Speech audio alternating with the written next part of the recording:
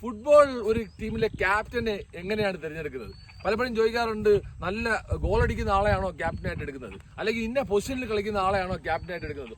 ഒരിക്കലുമല്ല. ഫുട്ബോളിൽ ഏത് പൊസിഷനിൽ കളിക്കുന്ന ആൾക്കും ക്യാപ്റ്റൻ ആവാന്നുള്ളതാണ്. അത് ആ ടീമിനെ ഡിപ്പെൻഡ് ചെയ്തിരിക്കും. കാരണം പലപ്പോഴും ഞാൻ പറയുന്നത് വെച്ചാൽ ടീമിനെ നയിക്കാൻ കഴിവുള്ള പ്ലെയർ, അതായത് ഒരു ടീം എന്ന് വെച്ചാൽ ആ 11 പേരെ ചെയിനായിട്ട്, അല്ലെങ്കിൽ ആ ഫസ്റ്റ് ലെവലിൽ ഇറങ്ങുമ്പോൾ ആ ചെയിനായിട്ട് ബോണ്ട് ചെയ്യാൻ പറ്റിയ പ്ലെയർ, അല്ലെങ്കിൽ ആ എൻ്റയർ സ്ക്വാഡ് ആ 20 മെമ്പേഴ്സിനെ നയിക്കാൻ പറ്റിയ പ്ലെയർ, അങ്ങനെ ഒരു പ്ലെയർ ആയിരിക്കണം തീർച്ചയായിട്ടും നമ്മൾ ക്യാപ്റ്റൻ ആക്കേണ്ടത്.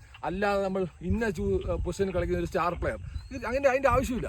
കാരണം പലപ്പോഴും മികച്ച പ്ലെയേഴ്സ് ചിലപ്പോൾ നല്ല ക്യാപ്റ്റൻ ആവാൻ പറ്റില്ല. അപ്പോൾ ക്യാപ്റ്റൻ എന്ന് വെച്ചാൽ ടീമിനെ നയിക്കുന്ന ആളായിരിക്കണം, ആ ടീമിനെ മുന്നോട്ട് കൊണ്ടുപോകണം, ഒറ്റ ബണ്ടിലായിട്ട് കൊണ്ടുപോകണം. എന്നാലേ നമുക്കറിയാം ഫുട്ബോൾ എന്ന് പറഞ്ഞത് ഒരു ടീം ഗെയിമാണ്. ആ 11 പേരെയും ഒറ്റ ചെയിൻ നിർത്തുമ്പോഴാണ് ആ ടീമിൻ്റെ പെർഫോമൻസ് കൂടുന്നത്. അതുകൊണ്ട് ക്യാപ്റ്റൻ്റെ നിർണായക റോളാണ്. നിങ്ങളുടെ ടീമിൽ ഏറ്റവും നയിക്കാൻ നല്ല സോഷ്യൽ ഇൻട്രാക്ഷനും നല്ല നയിക്കാൻ ക്വാളിറ്റിയുള്ള കഴിവുള്ള പ്ലേയേഴ്സും ആ ടീമിലെ ഒരുവിധം നല്ല കളിക്കുന്ന പ്ലേയേഴ്സും, അല്ലെങ്കിൽ ഫസ്റ്റ് ലെവൽ നമ്മൾ കളിക്കുന്ന പ്ലേയേഴ്സിനെ സെലക്ട് ചെയ്താൽ തീർച്ചയായിട്ടും എക്സലൻറ്റ് ക്യാപ്റ്റന്മാരാവും. ആ ടീമിൽ തീർച്ചയായിട്ടും ഇമ്പ്രൂവ്മെൻറ്റ് ഉണ്ടാവും. അപ്പോൾ നിങ്ങൾ തീർച്ചയായിട്ടും നല്ല കോർഡിനേറ്റീവ് കഴിവുള്ള ആളെ ക്യാപ്റ്റനാക്കുക.